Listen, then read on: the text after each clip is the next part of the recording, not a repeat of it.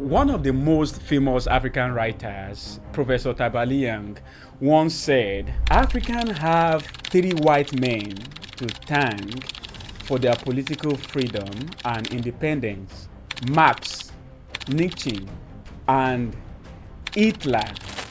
The question I want to try and answer in this video is, how can Hitler, that guy that everybody in the world believe is evil, how can he be responsible or helpful in any way to Africans' independence?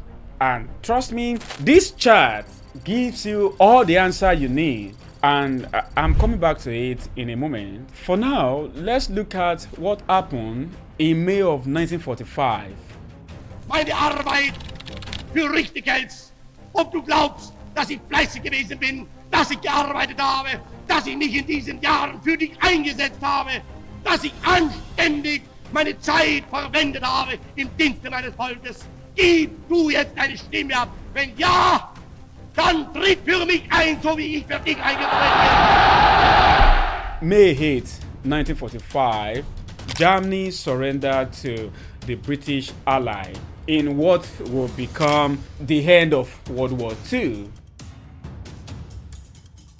At 2:41 a.m., General Jodl, the representative of the German High Command, the designated head of the German state, signed the Act of Unconditional Surrender of all German land, sea, and air forces in Europe to the Allied Expeditionary Forces and simultaneously to the Soviet High Command. Hostilities will end officially at 1 minute after midnight tonight, Tuesday, the 8th of May. Now pay attention, because most people in Africa don't know this.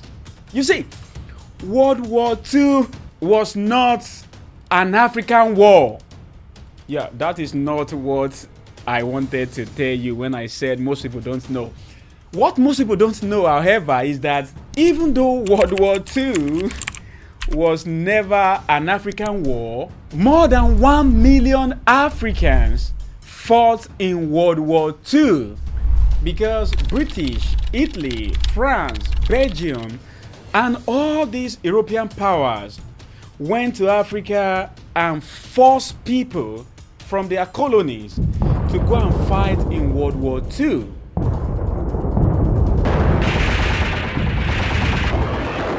Ni African banana na fito daga Chad. Turawa sun kama na Yola. Sun sace mini yarinya babbar darwana. Shamanjo Bature ya kama ni. Aka kai mu Bama. Most welcome arrival of all, mail from home. Ta biyar ko shida a ruwa kawai.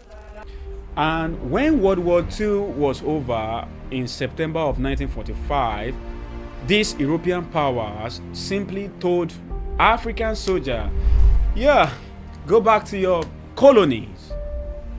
Mun je yaki, mun dawo, menene ake so da mu?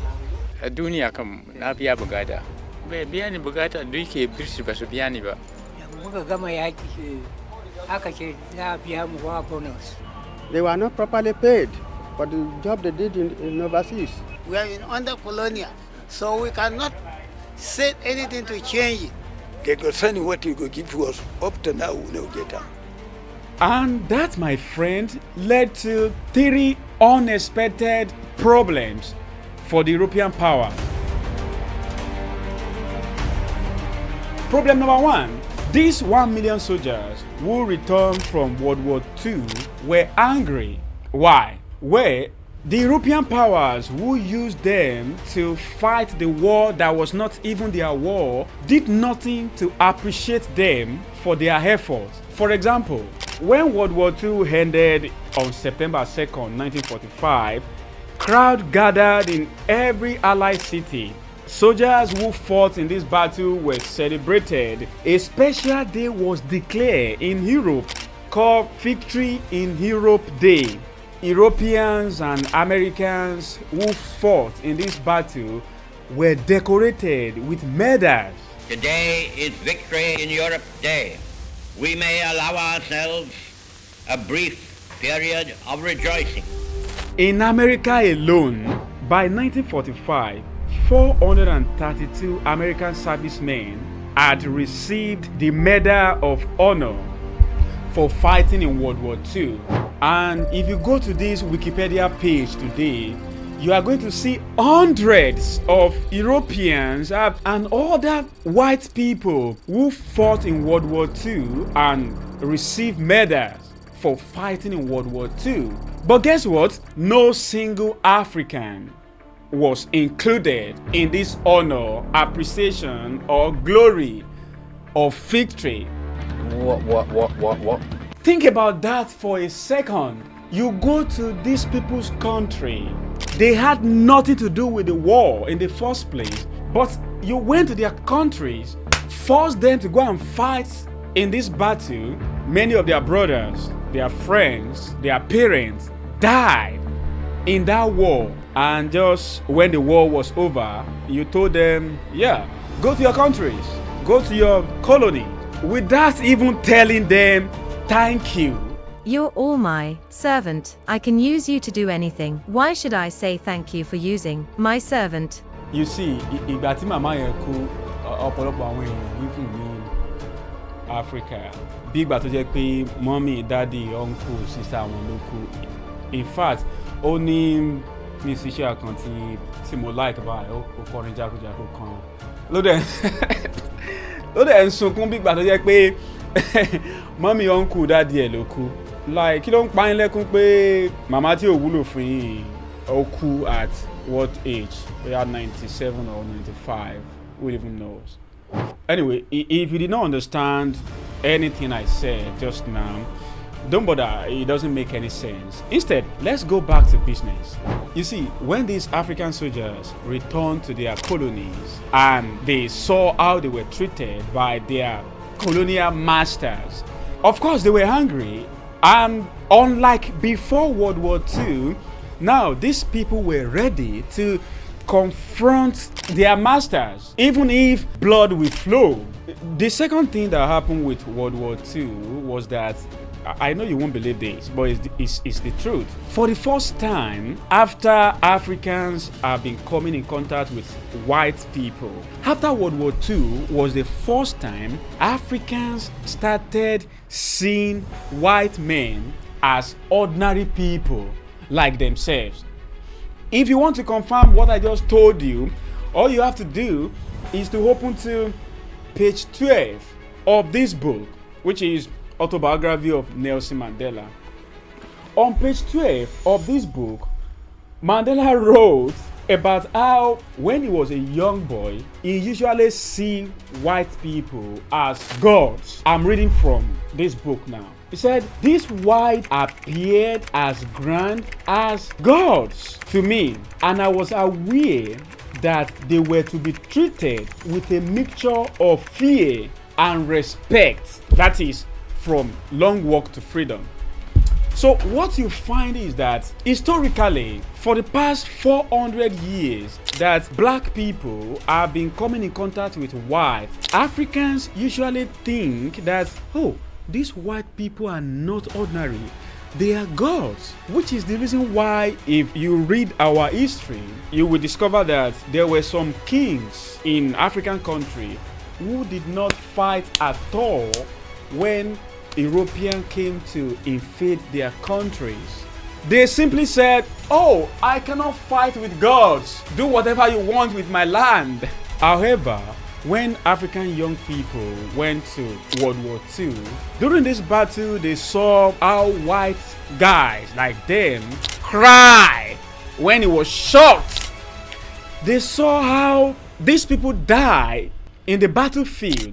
They experienced, of course, what it means to carry some of these wounded white soldiers. And most importantly, they saw firsthand that black people are genetically stronger than white people, because they saw when the war was hot, who could run, who could not run. So when these people returned to Africa, it was like, oh, so these people are not who we think they are. So we had a chance if we should decide to confront them.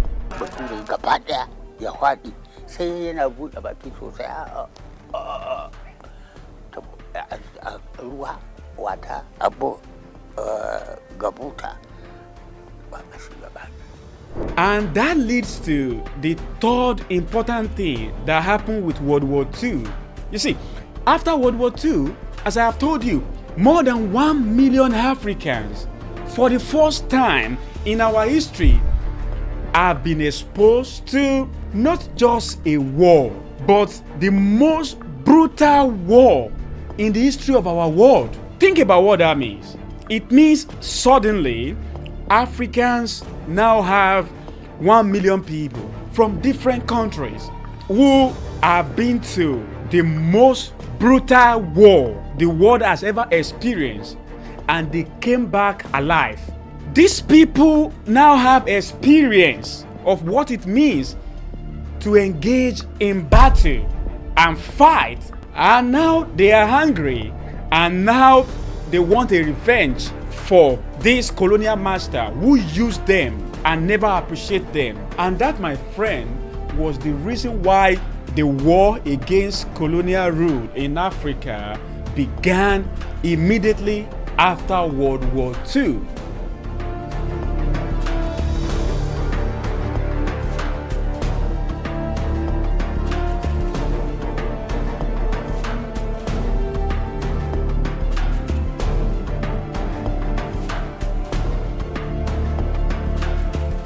In August of 1947, that is 23 months after World War II, the United Gold Coast Convention, UGCC, was founded in Ghana and was later led by Kwame Nkrumah. The nationalist group being led, that is in Ghana, by Nkrumah, organized 63,000 ex-servicemen. Again, don't forget, these are people who have been to World War II, and now they are ready for guerrilla warfare against the colonial masters. What happened in Ghana was identical to what happened everywhere else. Whether you are thinking about Zimbabwe or Kenya or Namibia or Nigeria, nationalist group stood up everywhere, ready to carry weapons and ready to sacrifice whatever it takes just to get Europeans out of Africa. In just a few years after World War II, back in Britain, many in Britain had come to conclusion that running the empire had become more trouble than it was worth.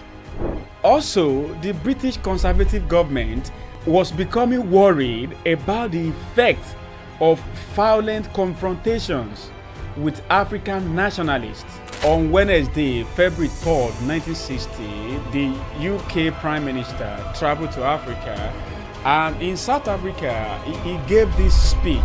In this speech, which was titled Wind of Change, the UK Prime Minister said this: "The wind of change is blowing through this continent." Listen to this. "Whether we like it or not, this growth of national consciousness is a political fact."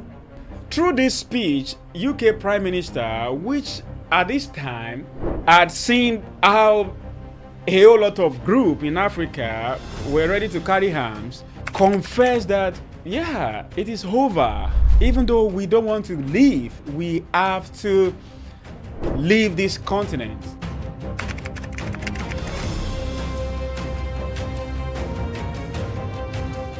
And now we have to go back to the very first chart.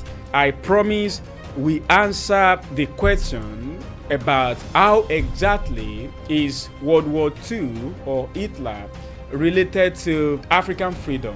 And here is this chart. You see, if you look at this chart, you will observe something which is obvious, and that is, before World War II, there was only one single African country that has gotten our independence from the colonial rule. Yes, you might want to say Ethiopia was free, but well, Ethiopia was never colonized. Or you might say, what about Liberia? Well, I'm sorry, Liberia was not a country the way other countries in Africa are country. And then you may say South Africa.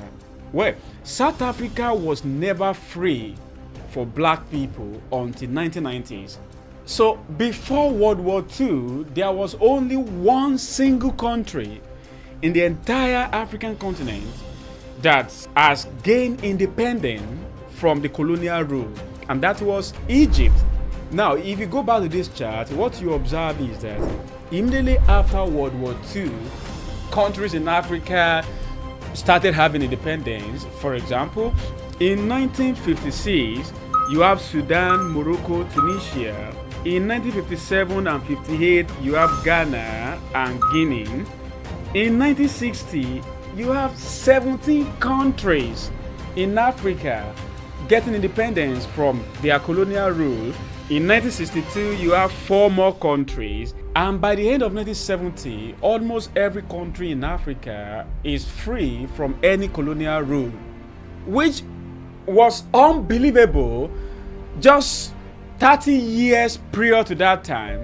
And that is the reason why this African professor said Africans have 3 white men to thank for their political freedom and independence: Marx, Nietzsche, and Hitler. This video is limited in scope, so I cannot tell you the part these 2 other guys that he mentioned in this quote play in the independence of Africa. But I think the most important guy of all the 3 is Hitler. Thanks for watching.